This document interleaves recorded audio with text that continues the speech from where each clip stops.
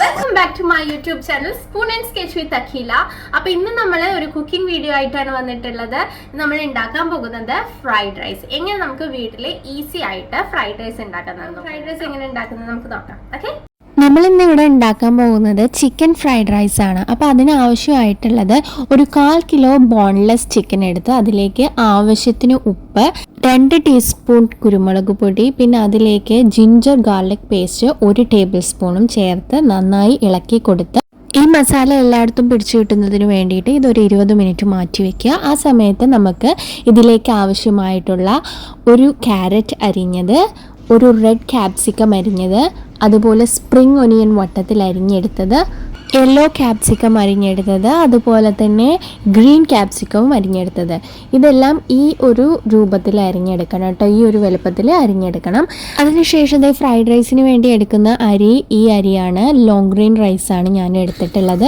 ഇവിടെ എടുത്തിട്ടുള്ളത് 2.5 കപ്പ് റൈസാണ് എടുത്തിട്ടുള്ളത്. അത് നന്നായി കഴുകിയതിന് ശേഷം അതിലേക്ക് അത് കവർ ചെയ്യും വിധത്തിൽ നമ്മൾ വെള്ളം ഒഴിച്ചു കൊടുക്കുക കേട്ടോ. നമുക്ക് ഇതിന് വെള്ളം ഒഴിക്കുന്നതിന് കണക്കൊന്നുമില്ല, കാരണം ഇത് നമ്മൾ അവസാനം ഊറ്റിയെടുക്കുകയാണ് ചെയ്യുന്നത്, വെള്ളം വറ്റിച്ചെടുക്കുകയല്ല കേട്ടോ ചെയ്യുന്നത്.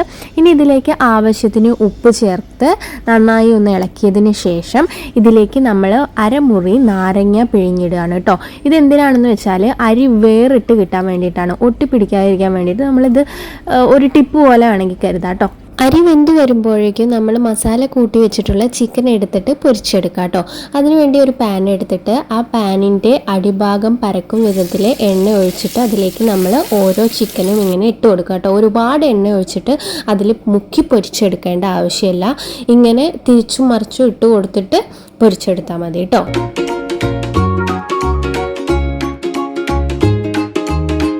അപ്പോൾ ഇതേ നമ്മുടെ ചിക്കൻ റെഡി ആയിട്ടുണ്ട്. ഇനി ഈ ചിക്കൻ എടുത്തിട്ട് നമ്മൾ വേറൊരു ബൗളിലേക്ക് മാറ്റി വെക്കുകയാണ്. ഇതാണ് നമ്മുടെ പൊരിച്ചു വെച്ചിട്ടുള്ള ചിക്കൻ. ഈ ഒരു വലിപ്പത്തിലായിരിക്കണം കേട്ടോ ഓരോ പീസും, ഇതിലും വലുതാവരുത്, ചെറുതായാലും കുഴപ്പമില്ല, വലിയ പീസാവരുത്. ഇനി നമ്മൾ മുട്ട പൊരിച്ചെടുക്കുന്നതിന് വേണ്ടിയിട്ട് വേറൊരു പാൻ എടുത്ത് ആവശ്യത്തിന് എണ്ണ ഒഴിച്ച് അതിലേക്ക് 3 മുട്ട പൊട്ടിച്ച് അതിന് ആവശ്യമായ ഉപ്പും ചേർത്ത് ഇളക്കി വെച്ചിട്ടുള്ളത് നമ്മൾ ഇതിലേക്ക് പാനിലേക്ക് ഒഴിച്ചു കൊടുക്കുകയാണ് കേട്ടോ. എന്നിട്ട് നന്നായി പൊരിച്ചെടുക്കുക.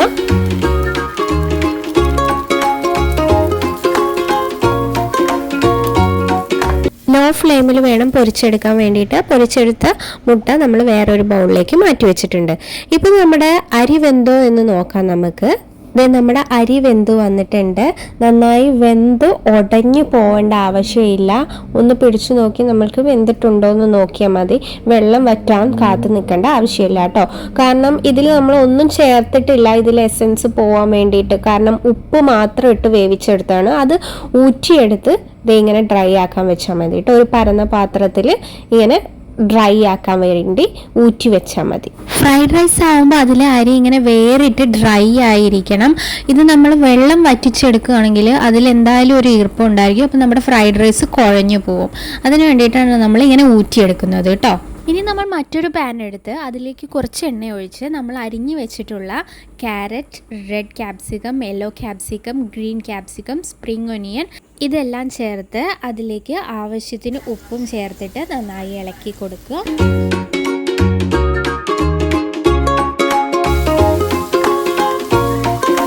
ഇനി ഇതിലേക്ക് നമ്മൾ പൊരിച്ചു വെച്ചിട്ടുള്ള മുട്ടയും പൊരിച്ചു വെച്ചിട്ടുള്ള ചിക്കനും ചേർത്ത് കൊടുത്ത് ഒന്ന് ഇളക്കി കൊടുക്കുകയാണ് കേട്ടോ. ഇനി ഇതിലേക്ക് 2 ടീസ്പൂണോളം കുരുമുളക് പൊടി ചേർത്ത് ഇളക്കി കൊടുക്കുകയാണ്. കുരുമുളക് പൊടി വളരെ നൈസായി പൊടിക്കണ്ട, ഒന്ന് ക്രഷ് ചെയ്തെടുത്ത പോലെ രീതിയിൽ കുരുമുളക് എടുത്താൽ മതി കേട്ടോ. അതിനുശേഷം നമ്മൾ ഇതിലേക്ക് ടൊമാറ്റോ സോസ് ആവശ്യത്തിന് ചേർത്ത് കൊടുക്കുകയാണ്, ഒരുപാട് ചേർത്ത് കൊടുക്കരുത്. ഇനി ഇതെല്ലാം കൂടി നമ്മളൊന്ന് മിക്സ് ചെയ്തെടുക്കുകയാണ് കേട്ടോ.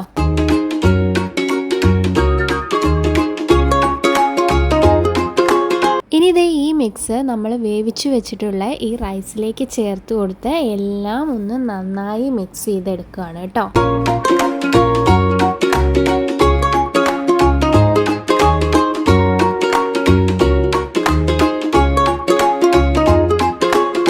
ഇനി ഇനി ഇതിലേക്ക് ലാസ്റ്റ് കുറച്ച് സ്പ്രിംഗ് ഓനിയൻ കൂടി ചേർത്ത് കൊടുത്തിട്ട് ഒന്ന് ഇളക്കി കൊടുത്തു കഴിഞ്ഞാൽ നമ്മുടെ ഫ്രൈഡ് റൈസ് റെഡി ആയിട്ടുണ്ട് കേട്ടോ.